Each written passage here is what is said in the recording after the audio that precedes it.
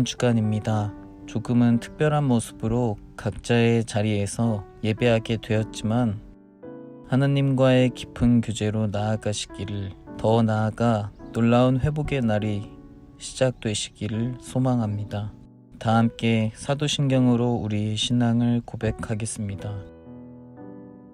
전능하사 천지를 만드신 하나님 아버지를 내가 믿사오며 그 외아들 우리 주 예수 그리스도를 믿사오니 이는 성령으로 잉태하사 동정녀 마리아에게 나시고 본디오 빌라도에게 고난을 받으사 십자가에 못 박혀 죽으시고 장사한 지 4일 만에 죽은 자 가운데서 다시 살아나시며 하늘에 오르사 전능하신 하나님 우편에 앉아 계시다가 저리로서 산 자와 죽은 자를 심판하러 오시리라. 성령을 믿사오며 거룩한 공예와 성도가 서로 교통하는 것과 죄를 사하여 주시는 것과 몸이 다시 사는 것과 영원히 사는 것을 믿사옵나이다. 아멘.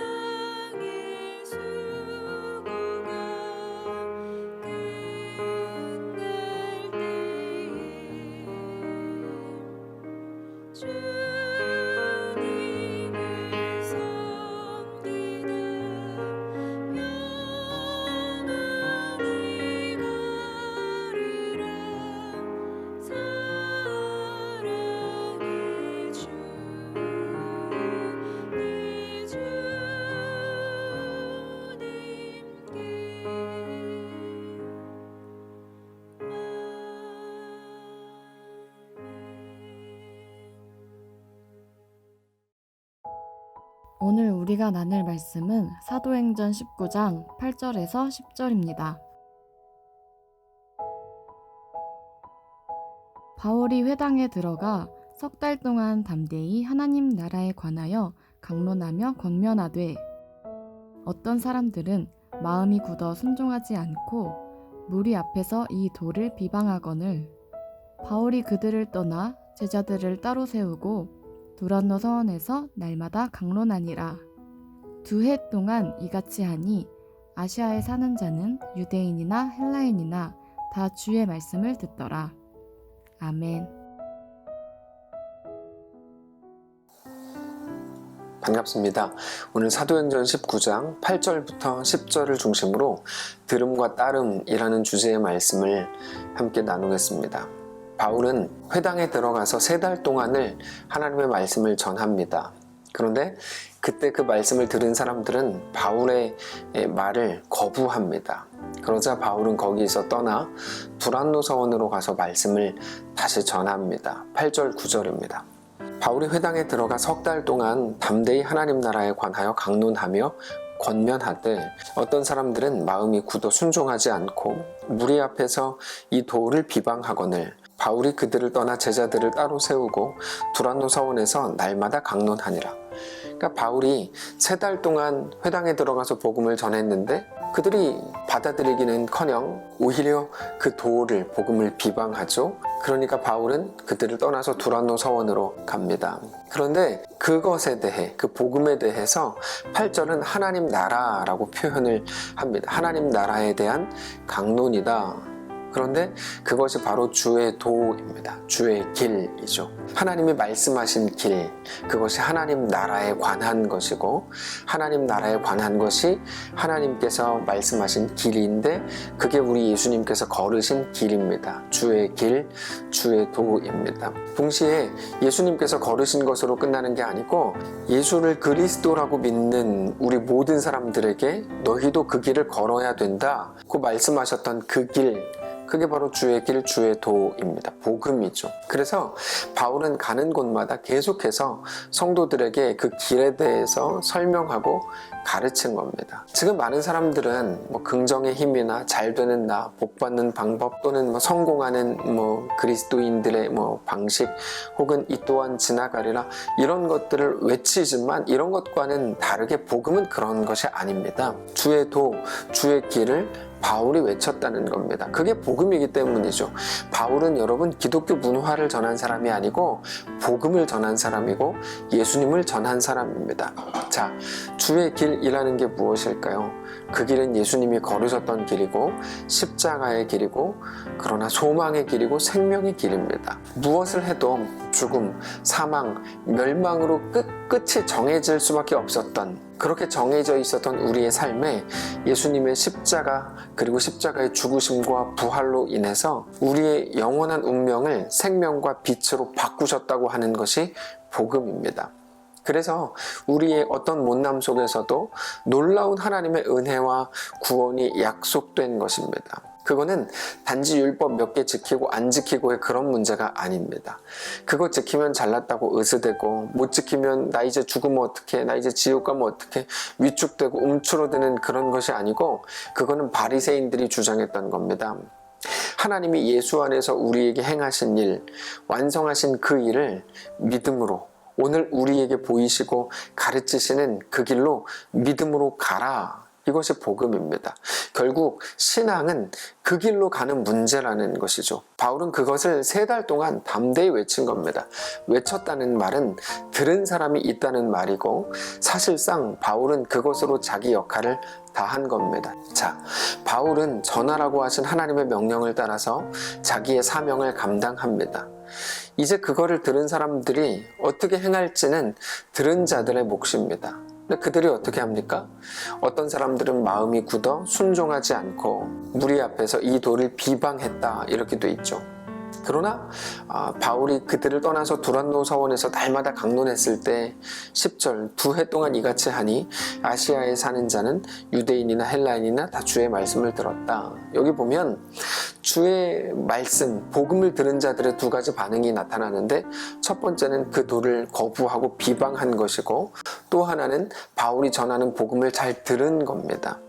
자, 믿지 않은 사람들은 순종하지 않고 복음을 비방했는데, 만일에 바울이 복받는 길, 잘 되는 길에 대해서 말했다면 누구도 거부할 사람이 없었을 겁니다.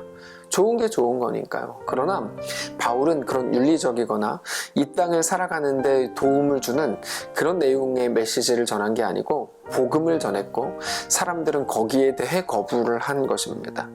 결국에 그들은 바울에 대해서 거부한 게 아니고 바울이 전한 복음, 바울이 전한 도, 예수의 길을 거부했다는 것입니다.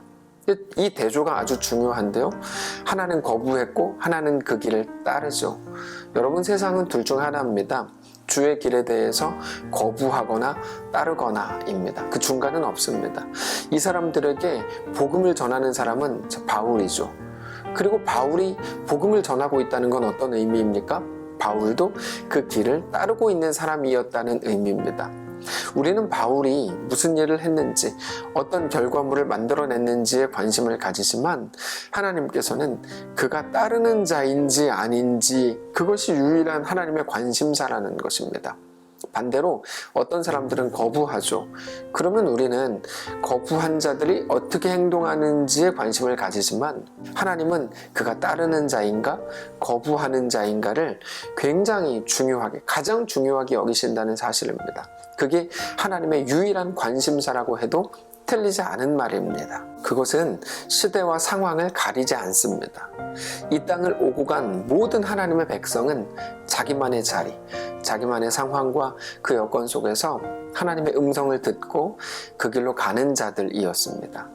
그래서 10절에서 바울이 2년 동안 두란노 서원에서 복음을 전했다, 주의 길을 전했다라고 되어 있는데, 그때 그들이 주의 말씀을 들었다라고 표현이 되어 있습니다. 여기서 말하는 들음이라는 것은 귀로 들은 게 아니고 따름을 말합니다. 따라갔다라는 거죠.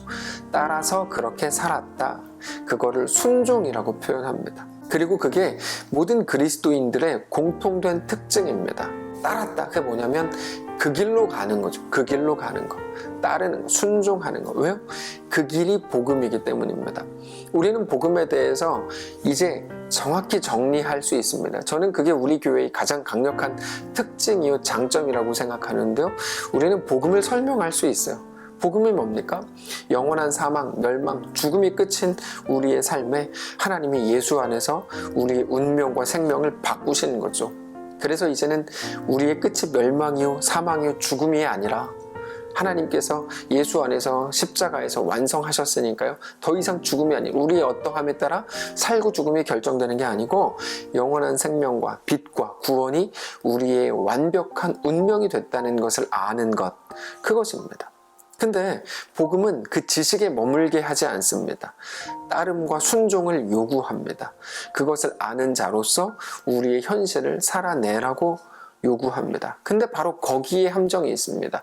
어디에 함정이 있냐면 우리의 현실이라는 그 말에 함정이 있습니다. 이게 왜 함정입니까? 이게 우리의 머릿속에서 생겨나는 착각 때문인데, 우리는 우리의 현실, 우리 상황을 부정적인 의미에서 너무 특별한 상황이라고 생각합니다. 나만 겪는 특별한 일, 특별한 상황이라고 생각합니다. 가령 이런 것이죠. 지금 이 시기, 지금 이 일만, 이 상황만 지나면 그러면 될 것 같다. 그렇게 말하는 분들은 평생 똑같은 패턴을 가집니다. 이 상황만 지나면 될 것 같아.